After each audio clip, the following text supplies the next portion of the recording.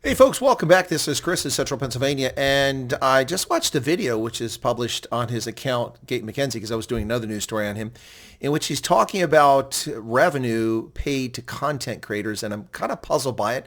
Let's listen in on what Sports, Arts, and Culture Minister for South Africa, Gayton McKenzie, has to say about this topic, and you'll see my reaction, and then I'll comment on it afterwards. And I mentioned it here. The biggest thing for me is the fact that you cannot have African children be treated like stepchildren when it comes to issues of content. We can't allow that. We can't be scared. You see, my issue is that we mustn't come to these things and just sit and talk. Yes, it's nice. We must talk about the issues affecting our people. That's why I raised that uncomfortable issue. To say our children must be paid like other content producers. Our people, not only even our children, but I mean like we are sovereign people. And if the one gets paid, other ones don't be paid. People are becoming millionaires with content. Now we as African ministers can't sit here and be scared to talk about that. It is absolute nonsense. It's rubbish that we should address. Apartheid has been abolished. We can't allow that. Thank you. So where do I begin here? Well, first off, it's very disappointing once again to see Gayton McKenzie race hustling apartheid. What the hell does apartheid have to do with content creation? Unless someone's creating content promoting apartheid. I don't have the context of this. I wasn't there. I don't know what the purpose of this was, but I'll try to answer this. And the reason I have to try to answer is because getting through to ministers is virtually impossible unless you're legacy media in South Africa, which distort the news. It's almost impossible to get interviews with these ministers. Gayton McKenzie loves to talk to the press when it suits him, but other than talking to Morning Shot, he's made it very difficult for other folks to talk to him. So I tried to reach him before he became big and famous when the PEA was just getting started a few years ago and had no success. And anyway, but back to the point story here. So I don't have all the context, so I will freely admit that maybe this is taken out of context. But what I discern from what I just heard in a 45-second interview is that Gayton McKenzie's upset that South Africa's content creators are being paid unfair compensation for what they're doing. By whom? By YouTube? By Instagram? By TikTok? All these different platforms pay content creators or actual sites that sponsor people with content creation. So if he's complaining that African content creators are making less, there's probably good reasons for that. For instance, I doubt it has anything to do with race. I'm pretty certain that it has everything to do with the return on investment. And I can tell you quite clearly that for my content with advertising, I get a fraction of ad revenue when South Africans watch my content. I'm grateful they do, but it generates very little revenue per minute compared to the United States. Revenue per minute in the United States is something like 9 or 10 times as much. In the UK, it's like 6 times as much, something like that.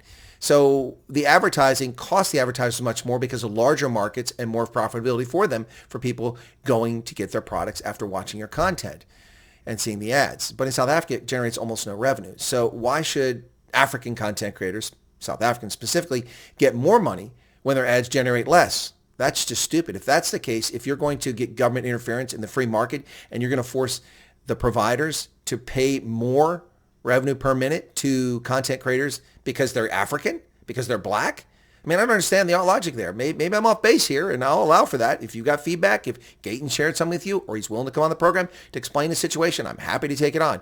But you can't simply make these blanket statements that, especially about apartheid. What the hell does apartheid have to do with this? This is just race hustling again. It's very disappointing. I don't know why it always goes back to that basket. There's no need to do that. There's plenty of issues to talk about in South Africa.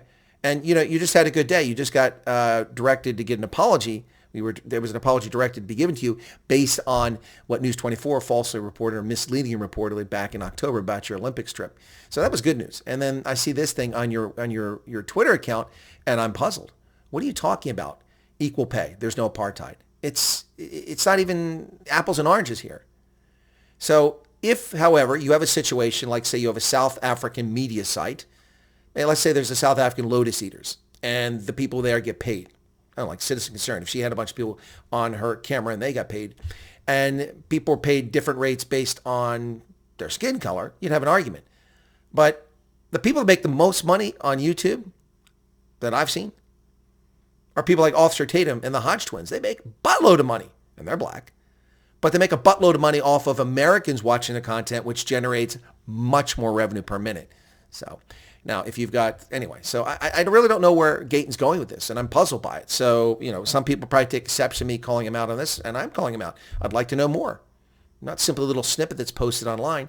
What are you talking about? African content creators get more. It sounds good, but it's nonsense. You don't generate the same amount of money. It's like your market. I mean, you can sell mobile phones in the States for a fraction of the price you sell them for in South Africa and make a ton of money because of volume and because so many more people can afford to purchase them. Anyway, same thing with the advertising, same thing with what content creators get paid for their time. Do you want to venture a guess how much money Mighty Jamie gets paid? Is he even getting paid? Who's he being paid by? I don't know. But his revenue is being based off of people who are mostly in South Africa watching his content.